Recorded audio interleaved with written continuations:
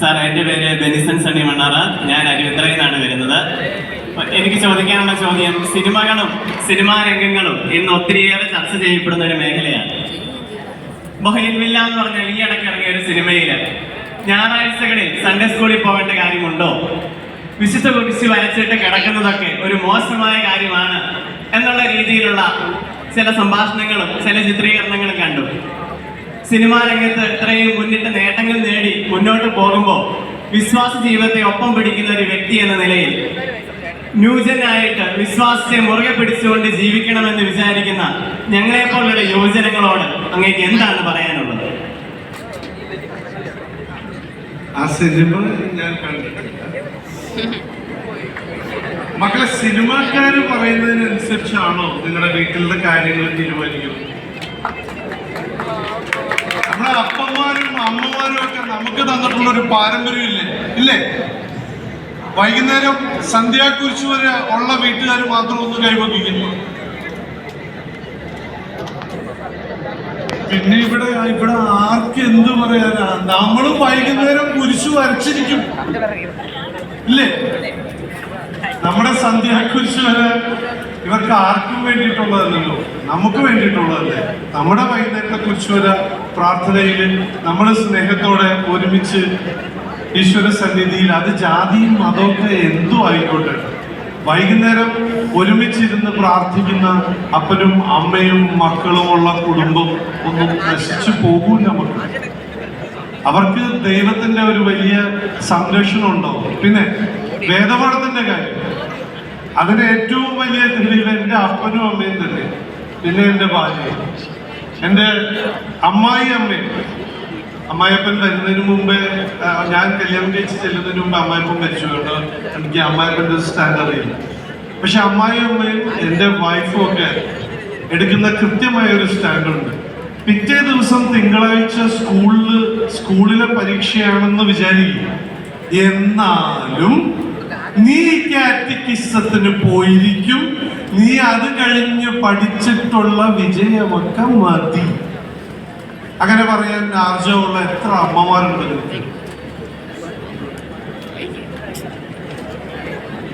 നോക്കിയേ, ഇത് മതി.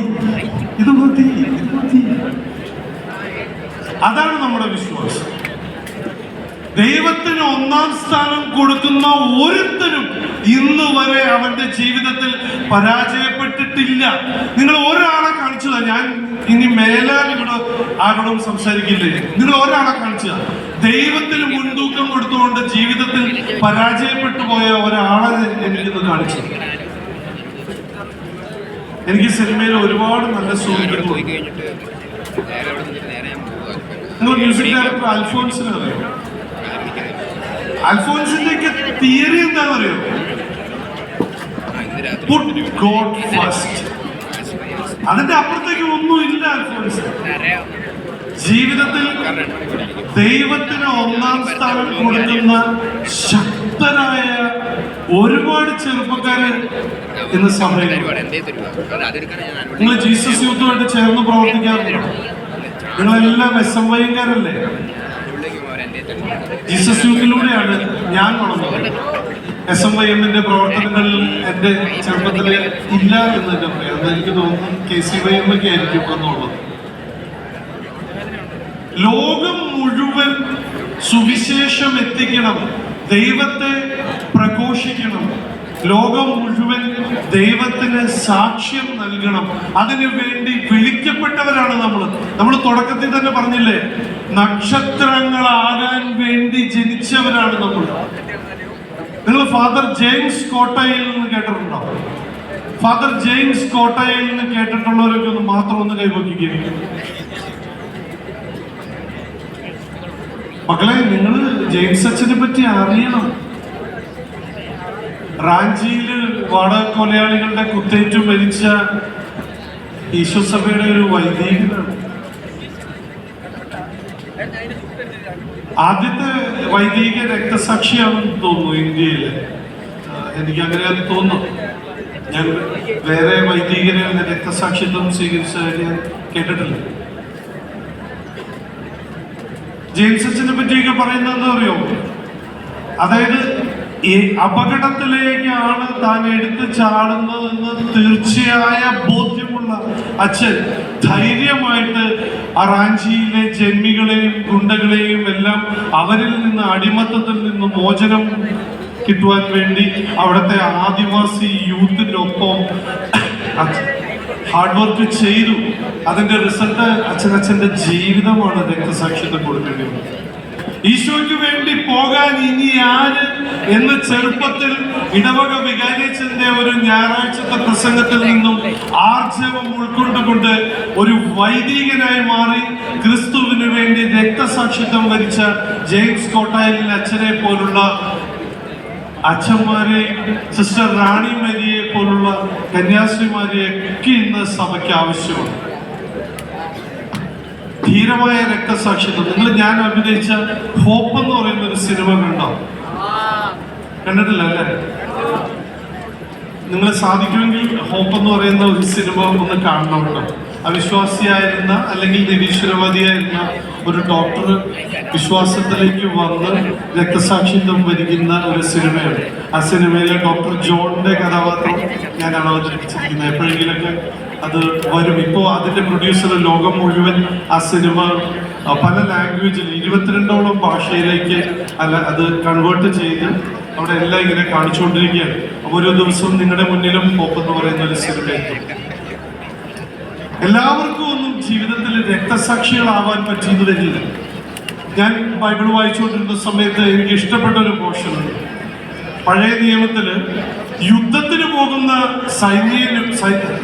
സൈന്യത്തിലുള്ള പടയാളിക്കും ആയുധപ്പുരയിൽ ആയുധം സൂക്ഷിക്കുന്നവനും ഒരേ വേതനമാണെന്ന് പറഞ്ഞപ്പോൾ ഞാൻ വിചാരിച്ചു അതെങ്ങനെ ശരിയാകുന്നു. അപ്പൊ ദൈവത്തിന്റെ നീതിയിൽ നിങ്ങളൊന്ന് ആലോചിക്കുക. പുറത്തേക്കൊന്നും പോകാതെ മഠത്തിന്റെ 4 ചുമരുകൾക്കുള്ളിൽ ലോകത്തിനു വേണ്ടി മധ്യസ്ഥം പറഞ്ഞ് പ്രാർത്ഥിക്കുന്ന ഒരു സിസ്റ്ററിനും അനേക ലക്ഷങ്ങളുടെ മുമ്പിൽ വചനം പറയുന്ന നമ്മുടെ ഡൊമിനിക് അച്ഛനും ഒരേ വേതനമാണ് തമ്പുരാന്റെ മുന്നിൽ. വചനം പറയുന്ന വചനപ്രഘോഷകരായിട്ടുള്ളവർ ആരുടെയും മുകളിലല്ല. ദൈവസന്നിധിയിൽ മധ്യസ്ഥ പ്രാർത്ഥനയുടെ ശക്തി അറിഞ്ഞിട്ടുള്ള ഒരു വ്യക്തിയാണ്. പുറം ലോകത്തേക്ക് ഒരു തരത്തിലും പേരുകൾ അറിയപ്പെടാതെ എല്ലാ ധ്യാന കേന്ദ്രങ്ങളുടെയും പുറകിൽ ഒരു ആരാധനാ ചാപ്പലിൽ ദിവ്യകാരുണ്യം എഴുന്നള്ളിച്ചു വെച്ച് വചനപ്രഘോഷണം നടത്തുന്ന പനക്കലച്ഛനും ഡൊമിനിക് അച്ഛനും ഡാനിയൽ അച്ഛനും വട്ടായൽ അച്ഛനും ഒക്കെ ശക്തി പകരാൻ വേണ്ടി മധ്യസ്ഥം പറഞ്ഞു പ്രാർത്ഥിക്കുന്ന ഒരു കൂട്ടം ആളുകളുണ്ട്. അവരെയൊന്നും ഈ ലോകം അറിഞ്ഞിട്ടില്ല.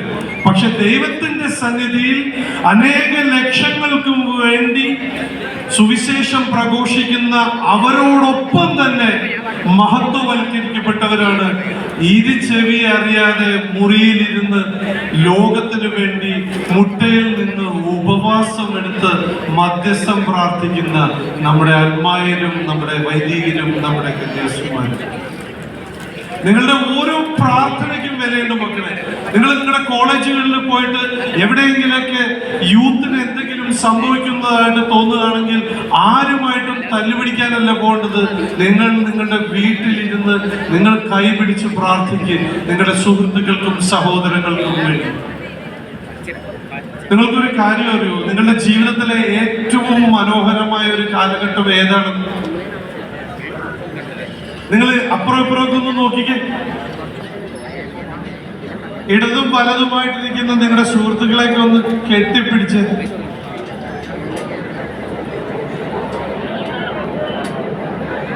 എന്നിട്ട് ആ വ്യക്തികളുടെ കണ്ണിലേക്കൊക്കെ ഒന്ന് നോക്കിക്കേ.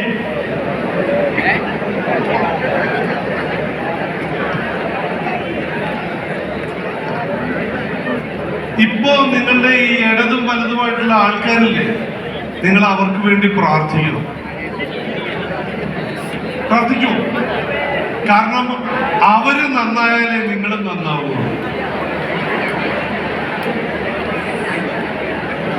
നിങ്ങളുടെ ഇടവും വലവുമായിരിക്കുന്ന ഈ മുഴുവൻ സുഹൃത്തുക്കളാണ് നിങ്ങളുടെ ഏറ്റവും വലിയ ശത്രുവും ഏറ്റവും വലിയ മിത്രവും. ഒന്നുകൂടെ നോക്കിക്കേ, നീ എന്റെ ശത്രുവാണോടി, നീ എന്റെ മിത്രമാണോ എന്ന് നോക്കിക്കേ.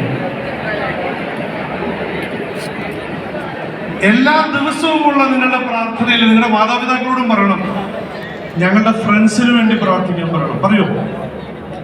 നമ്മുടെ അപ്പച്ചന്മാരോടും അമ്മച്ചിമാരോടും ഒക്കെ പറഞ്ഞു കൊടുക്കേണ്ട കാര്യമാണ്. മക്കൾക്ക് വേണ്ടി പ്രാർത്ഥിച്ചുകൊണ്ടിരിക്കുന്നതിൻ്റെ ഇടയിൽ മോളുടെ പേര്